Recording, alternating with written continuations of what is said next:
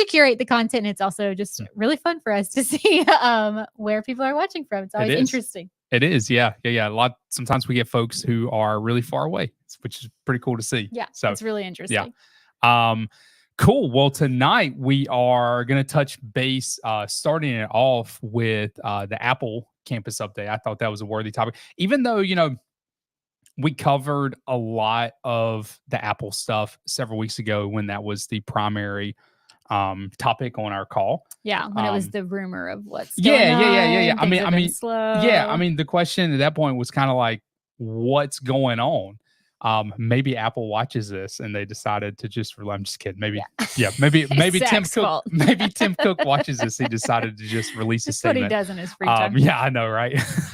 But no, I mean, we covered it a couple weeks ago, but I felt like because Apple released, a statement on it, it's worthy to talk about because it's a really big thing coming to our area, and that for the record is still coming to the area. It is just delayed. Yeah, and for the record, also is still hiring in the area. It has been for like over a year now. It's just the building itself isn't going to be there. So obviously not the same amount of jobs, but they are still in like more of a leased space right now. Yeah, so and I mean, we still have a presence. We help folks who work with Apple move. If you work for Apple and you need to buy a house, let us know.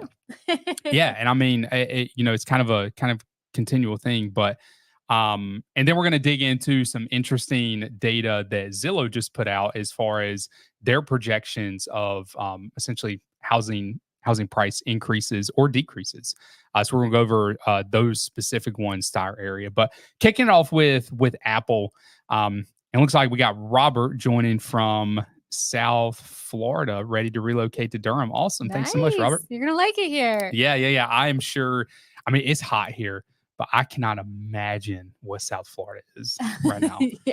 Well, at least they're getting rain here. We haven't had rain in a few weeks, so it makes it like way feels worse. Like it's been a month, honestly. It really does. It's crazy. Really but does. Anyway, so Apple announced this week, for those of you who have not seen it or have not followed it, Apple announced an official delay or an official pause on their campus that's going into the Research Triangle Park. And a couple of weeks ago, we posed the question on here, what is taking so long? Because, Apple announced this back in 2021?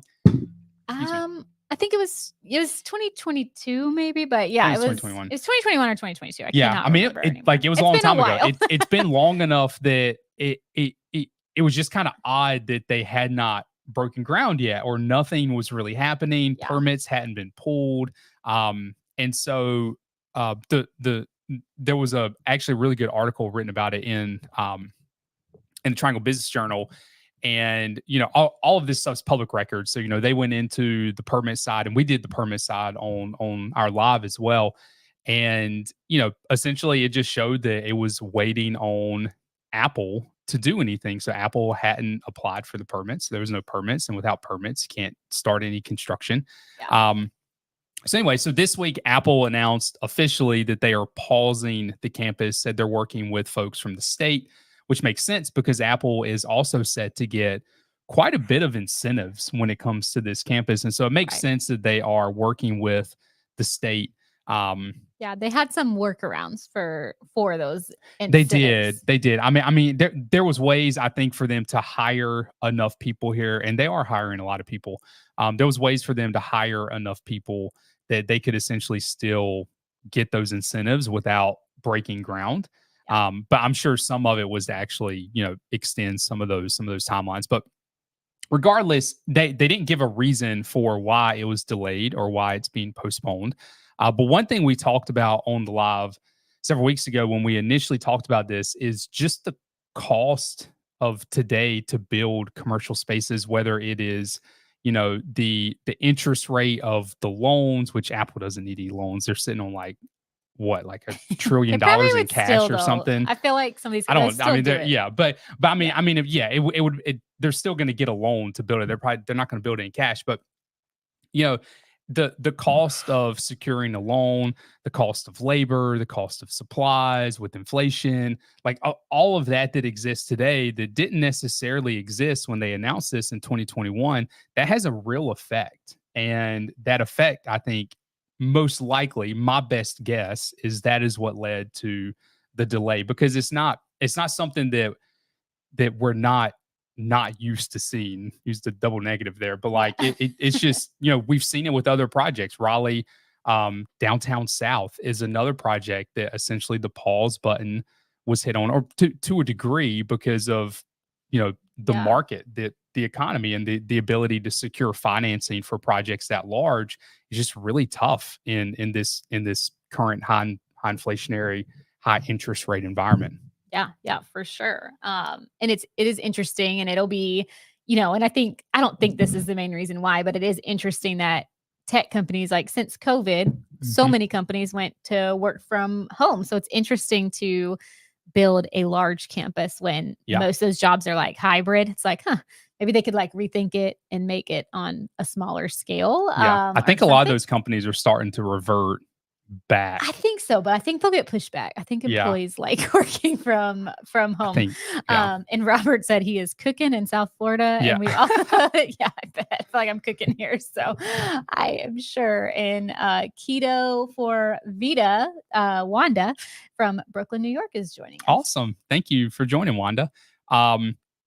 But yeah, I think all in all, when it comes to the Apple campus, my best guess is it's paused simply because of the cost of building, whether that's the interest rates on the loans or just the cost of labor and supplies. And it's just worth pausing to see if any of that softens some, comes down, and that it's a more effective way to do it. So, and they did state that the delay would be by like 4 years. So, I mean, they're giving themselves, it's not like, oh, we'll wait 6 months and see how things pan out. It's a substantial delay. No, we're taking a long time to consider this option. So, but it doesn't look like they're selling the land or anything like that. So no, and I mean, we'll see what happens. Yeah, they said in their statement, like, we're committed to the area. And I mean, their statement was pretty clear. It's a pause, it's a delay, it's not a cancellation. But I think too, I think regardless, so much stock is put into Apple moving here. I mean, and rightly so. They're a big company and they deserve a lot of press whenever they move somewhere. But at the end of the day, like, this area was doing just fine in 2020 before this was ever announced. Yeah. And it's going to do fine no matter what Apple decides to do ultimately. And I think Apple will ultimately build their campus like they said they would. But I just don't think at the end of the day it makes a huge. You're just yawning over here. I can't stop. You're boring me to death. You're gonna make me start yawning. I just think at the end of the day, I don't know if it makes a. I mean, obviously it makes a huge difference, but I just don't think it's a huge deal. I think you can make it a big deal, but you have the fancy object. Everybody knows. Doesn't matter how old you are. Everybody knows what Apple is, or has some recollection of what products they make and stuff. So it is, it was like this big exciting thing when they announced that they were coming here. So and it feels like kind of legitimizes the area to a degree too. Yeah, like, we have Apple. Yeah. What do you have? Yeah.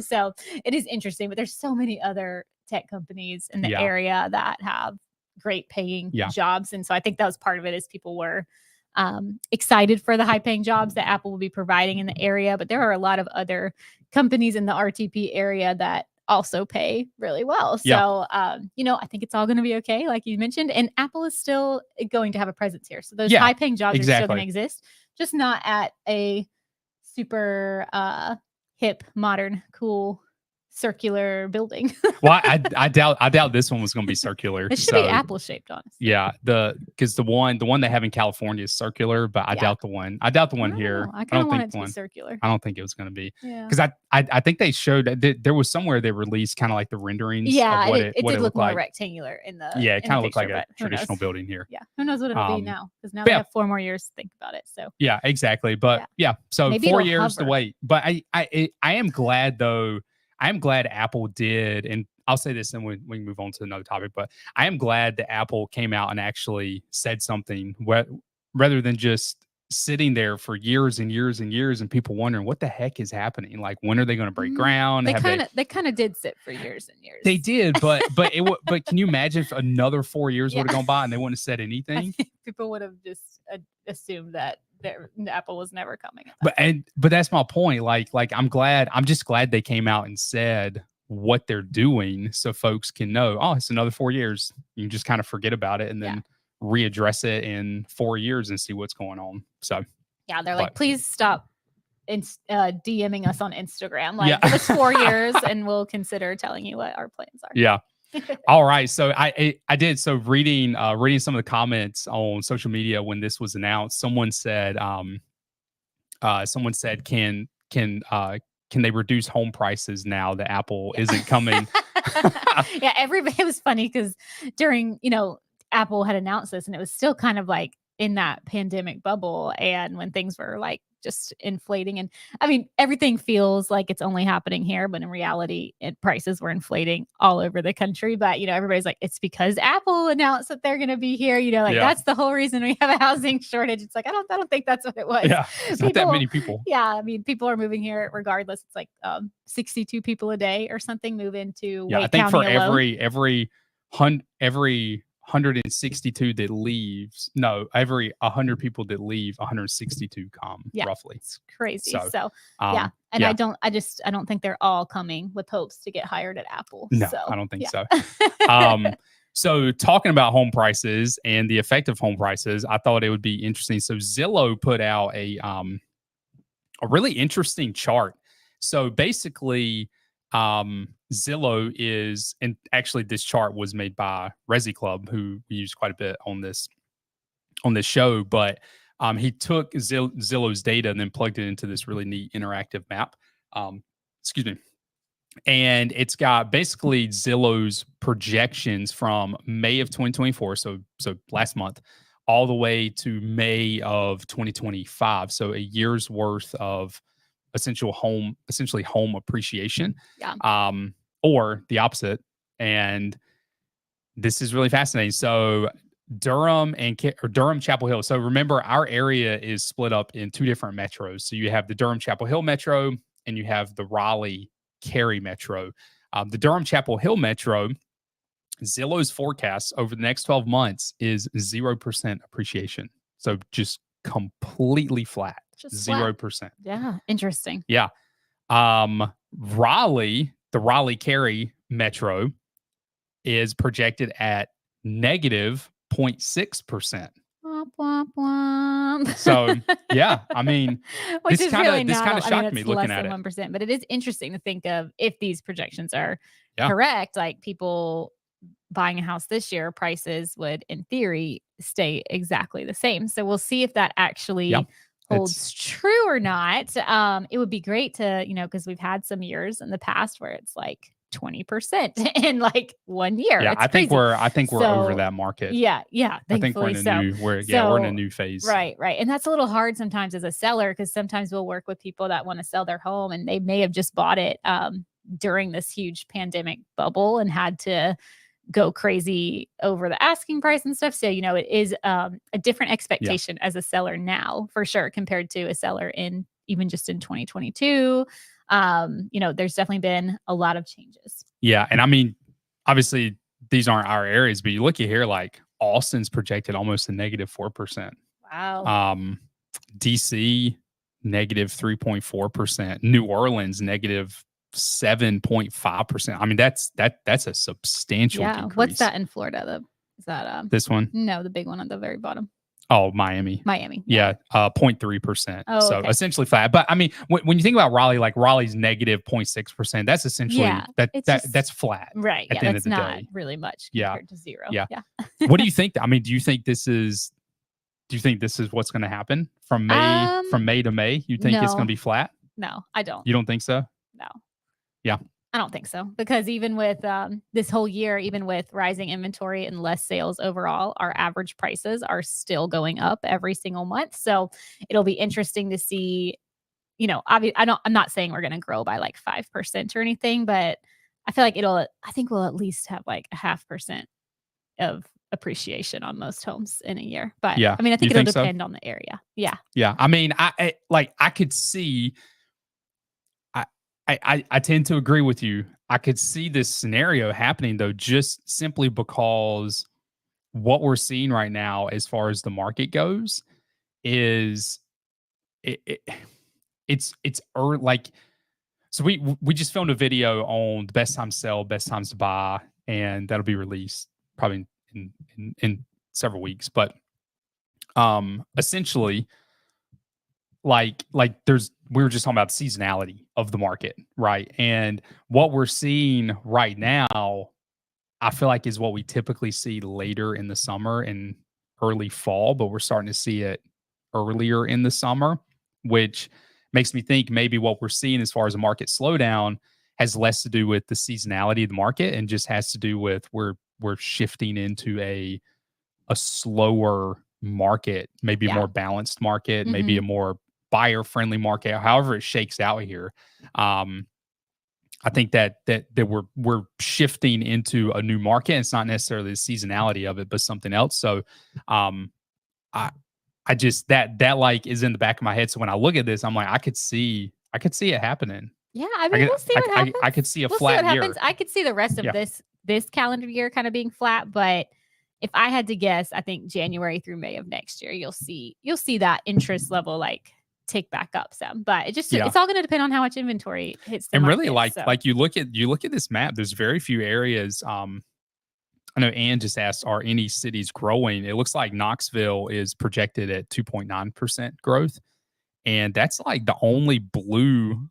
It's the only blue I see, really. That's interesting too. Yeah. I mean, you I got don't know a ton about Rockford, Illinois, but that's 0.8. 0.8. That's not a lot. That's basically, that's flat. Yeah. At the end of the day. So yeah, I mean, this is a pretty, Debbie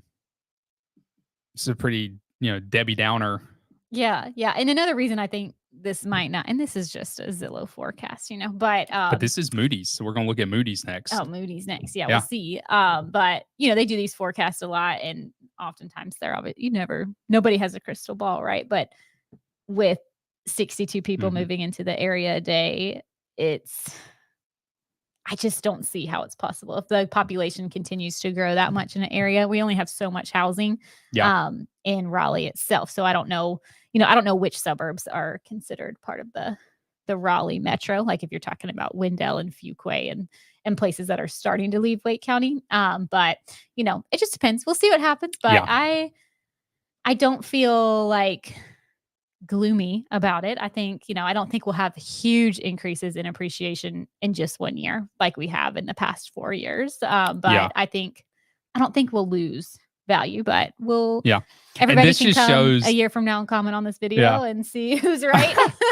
but it's funny, so you have Zillow, you have Moody's, and this just shows how much of a shot in the dark some of this is. So Zillow, I think the best performing one is Knoxville, Tennessee at 2.9%, but you go to Moody's and Knoxville's projected at almost negative 4%.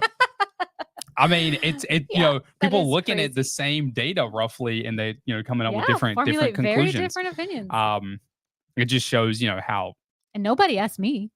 I think mine's the only opinion that matters. So yeah, but so Moody's is projecting a little bit better in Raleigh, negative 0.2% in the Raleigh metro, and the Durham Chapel Hill metro negative 0.5%. So it's a little more negative in the Durham Chapel Hill area than Zillow's projecting. And if I had to project, I would think the same, because when we're talking to people relocating, most of our clients, and I mean, we don't serve every single person that moves to this area, so I can't speak for everyone relocating to the area, but I think people tend to be drawn more to Wake County. It's just a larger county. It's the name, Raleigh. That's what you think of when you don't live here. So unless you had a job specifically in Durham, most people kind of start their search at least in Raleigh and sometimes end up being in Durham. But I would think that Durham would lose more value than Raleigh, but I could be wrong. There's less inventory here though, so maybe not. Yeah. So, I mean, all in all, Zillow's latest forecast, when it averages it all together nationwide, is looking at negative 1.2% decrease, obviously, because it's negative. And then Moody's is a 0.4% increase nationwide. So Zillow, I mean, when you're looking at what the average is nationwide, our area would still be performing slightly better than what Zillow's projecting is going to as an happen nationwide. average. Yeah. Yeah. But yeah, I mean, it's going to be interesting. Like I could see this scenario play out. I don't know if I buy it yet. If we continue to go through the year and buyer demand tends to lessen and homes are sitting in the market longer, I might buy into this in, by the end of the summer. But for now, I think I'm kind of on the fence when it comes to it. Yeah. Yeah. Yeah. So, we'll see what happens. All right, we got some questions. Yeah, some questions. See, Gerson said, guys, in terms of security and crime, how is it living in Durham? I'm moving there in a couple weeks. Congrats on moving this way. Yeah. I am a Durham native and I've lived here my whole life, and I've personally never run into a single issue with crime or anything like that, or feeling unsafe, which is great. But of course, just like every urban center, there's going to be parts of or areas and stuff that are going to feel maybe less safe. But I think if you are an adult with a good head on your shoulders, you could probably steer clear of it pretty easily, I think, in general. So I think it's a great place to live. So I think you're going to enjoy it a lot. Yeah, absolutely. Absolutely. And we answered that one. Robert said, do you think with all the new construction and the amount of building is going to drive down buyer demand and cause a slight shift in pricing, or do you think pricing will stay the same? Yeah, I mean, I don't think new construction is going to have a big. I don't think we have a big enough impact. New construction. Yeah, I don't think it's going to have a big impact on pricing. I do think interest rates, the longer interest rates are high, the harder it's going to hit the market. I think at the end of the day, it just boils down to what mortgage rates are. Yeah. And with that new construction too, most of what we're finding now is there's just not a lot of affordable new construction. There's some that I'll say is more affordable than others, but you can't really get like that first starter home new construction for most people. It's not attainable.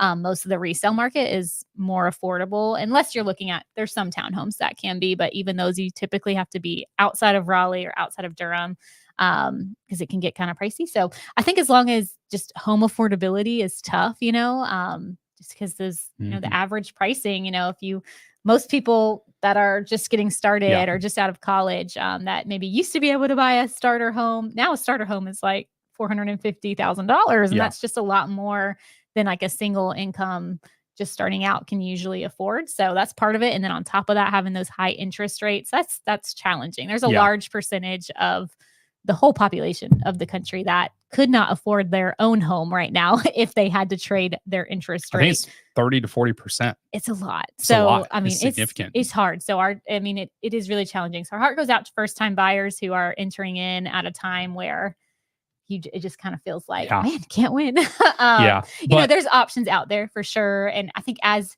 the rates continue to at least be stagnant where they are right now, around 7. I think there are sometimes good builder incentives to try to buy down the rate. And as long as inventory keeps climbing up, you can try to work some of those seller concessions into your offer to get that interest rate down. So hopefully we'll see. But I don't think we have enough new construction in the area to really move the needle to lessen the buyer demand very much. Yeah. And I actually, on the screen, I have a data point to back that up. So Zillow also did a report on housing shortages in the country. So we are I think 4.5 million units short in the nation.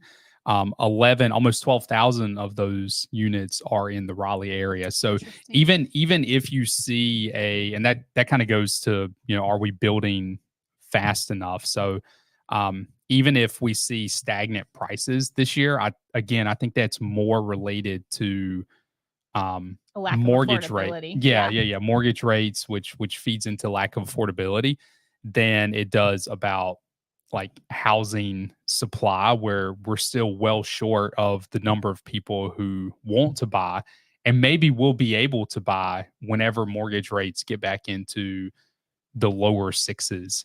I think I think we could potentially see a completely different market once we get into really just the low 6s, upper 5s. I think that could really unleash a lot of demand. That could be $500 a month in savings for a lot of people in these average price houses. So it's a considerable difference, a 7% rate versus 6, or even just 6.5 to 7. But that was a great question, Robert. Yeah, so for sure. And I don't know if I'm pronouncing it right, but Jawad from Morocco. Very cool. Thank you for tuning in from Morocco. Yeah. And we got Michelle tuning in, saying it's crazy hot here. I don't know. I might have missed her comment of where she's from. Yeah, you'll have to let us know if you're talking about Raleigh or somewhere else. Yeah. Daniel joining from Florida, Sarasota. Awesome. Nice. And Aaron from Des Moines. Yep. Nice. And Daniel's asking what was Tampa's change. Let me pull that up real quick. We'll do I'll do the Zillow. Oh, I did the Zillow one. Tampa is 0.3%. So essentially increase. That's good. Yeah, increase. Yeah. So essentially flat. Good for Tampa. So I think, did we get them all? Did we get all the questions? We got a couple more. I got Joad's name right. And Anne said, have you heard anything about Ascent Studios in Spring Hope? How far is Spring Hope from Raleigh? I have not heard anything about that. Either. So Spring Hope, it's not really I wouldn't consider it in the triangle. Yeah. But I don't know exactly how far out it is from Raleigh. Yeah, I couldn't tell you. Yeah. I'm terrible with geography. But I can look it up. I've heard of it before, but I don't know exactly how far it is. I would guess maybe 45 minutes to an hour. I can look it up. Yeah, it's about an hour. Yeah, about an hour from here. So, I haven't heard anything about that. So, you'll have to fill us in on what it is. Yeah. Oh, cool. Michelle is watching. She said it was hot. Was watching from Pittsburgh. Oh, she meant the housing market. Oh, yeah. Sorry.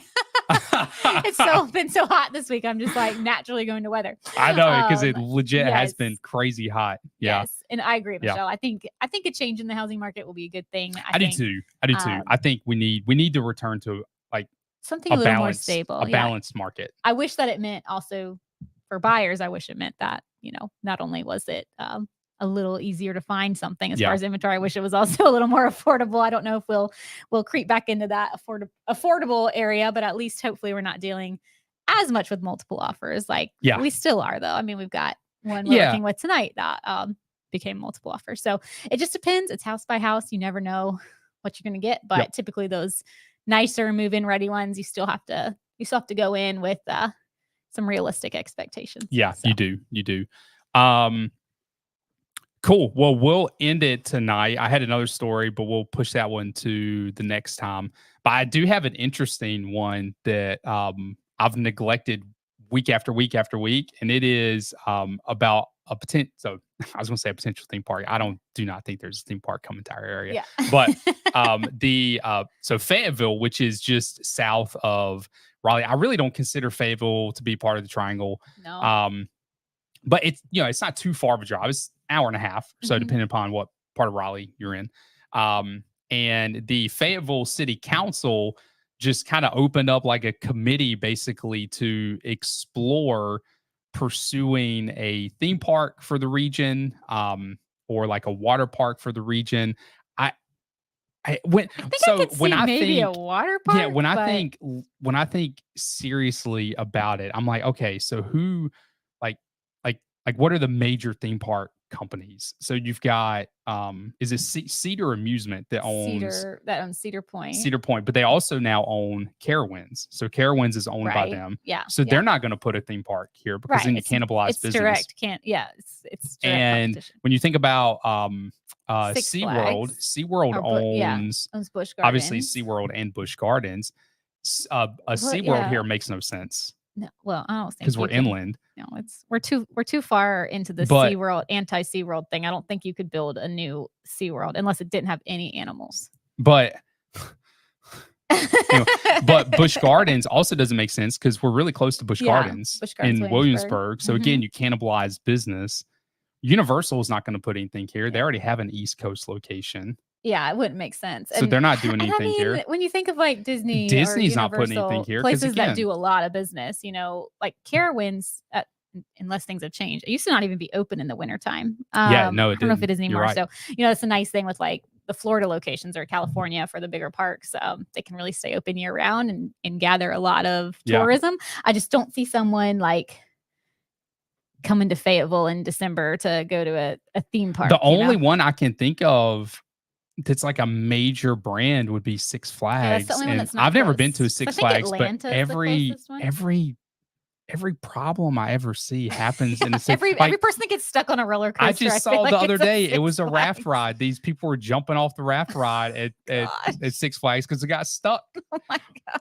And it's just Did they turn the water, the white water No, it was off? still running. Oh, great. But anyway, like that's the only major brand I can think of that would fit here as far as like not cannibalizing its own business. So anyway, like kudos to Fayetteville City Council for looking into it. But when I think of like just how realistic it is, I don't know, maybe something on like a smaller scale. Like we have three boys, and so they love construction, and so I get all these ads all the time, like when I'm on Facebook or Instagram. But there's something that opened in the Smoky Mountains, and it's like a construction theme park. So there's no like roller coasters there, but they somehow have modified all this equipment, and the kids can like actually dig with like excavators. Yeah, I mean, that'd be cool. Like something like that could be really cool. Obviously much smaller. I don't call that a theme park though. That's just like everything is, people call Pullen Park a theme park. Yeah, it has a train. So I guess it would have to be maybe something small scale that really just probably attracts people from the state. Maybe. Oh, Ann said Legoland. I'd be fine with that. I've never been to Legoland. Cool. Our kids would love that though. Yeah, they would really like that. I just like when I think about options, I'm just outside of like another Frankie's. Yeah. Like Frankie's Fun Park. We have this little thing here called Frankie's Fun Park. It's basically like a batting cage. Thinking there's gonna be a Disney World to like we settled for like Frankie's, which is like go-karts and but like man, we settled down fast. We did, but but I mean again, kudos to the fact I think it would be cool. We are something. I don't know if they said also potentially maybe a water park. I could see a water park performing well because Carowinds has a water park attached to it, but with the water park, I'm not willing to drive as far. But maybe if they have like a Great Wolf Lodge or something like that, that could be kind of cool. Yeah, they could be open year round. I mean, we are a major metro that doesn't have a theme park, but at the same time, like we're 3 hours from Carowinds, which isn't too bad. Yeah, about 3 hours from. We're 3 hours from Busch Gardens, so we've got two. I mean, if you want like a lot of crazy roller coasters, Carowinds worth going to, but like Busch Gardens is really good, and it's 3 hours away. I think it's far better than Carowinds. It's shadier. Yeah, it is. And so the older we get, the more we like the shade. Yeah. Like, get into the shade. Yeah, like it's a really good theme park. So I don't know if our area really even needs it because we're in driving distance to some pretty good ones. Yeah. I would agree. I mean, but I'm not going to fight it if they want to put something new. Yeah. I love a good theme park, so we'll see what happens. Let's hope it's not just like Frankie's, but no offense to Frankie's. We gotta check out Frankie's this summer with our kids, I think. Frankie's definitely notable and worth going to if you're in the area. But it's a lot of fun. Don't travel it's a lot of fun just to go to Frankie's. But it's not a travel destination. So cool. Yeah. All right. Well, I think that's all I have tonight. Do you have anything else you want to talk about? No, that's it. I forgot to mention at the very beginning, we won't be doing a live next week, obviously, because it's July 4th. So I hope y'all first of all, thanks for joining tonight, and I hope y'all have a wonderful 4th of July, and we'll see y'all, I guess, whatever Thursday is after that. So, we'll see you in July. Awesome. Bye, y'all. Guys.